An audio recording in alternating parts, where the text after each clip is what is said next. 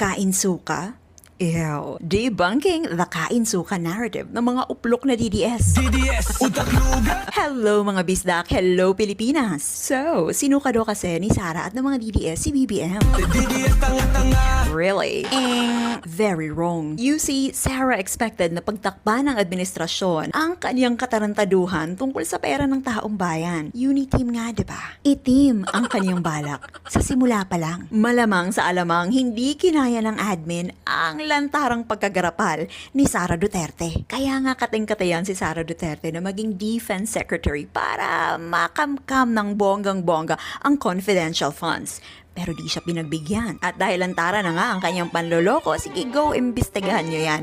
Hindi siya pinagtanggol. Sa madaling salita, si Sara Duterte ang sinuka. Kayong mga DDS ang sinuka. Eto, kain suka daw to. Nakipagkamay si Lenny kay BBM. Alangan naman maglaparuhay sila. Apparently, inauguration yan ng sports arena sa Sorsogon and Lenny was invited to welcome the president.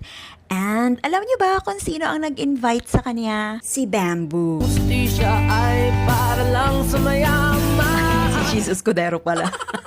Ang sabi ni BBM, basahin natin. Maaaring may pagkakaiba tayo sa paniniwala sa opinyon, ngunit alam ko na tayo ay pinagbubuklod ng iisang hangarin na maiangat ang antas ng pamumuhay ng bawat isang Pilipino. Ayaw nyo ba ng ganon?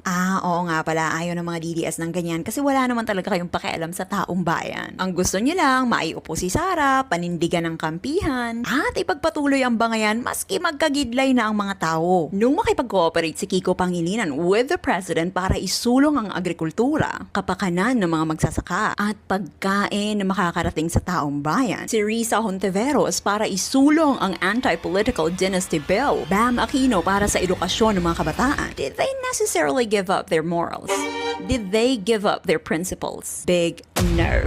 Hindi sila mga bata na kampihan lang ang iniisip. Ay nako, ayoko makapagtulungan sa'yo because you criticized me. Ay nako, lalo naman ako, ayoko makapagtulungan sa'yo because marumi ka.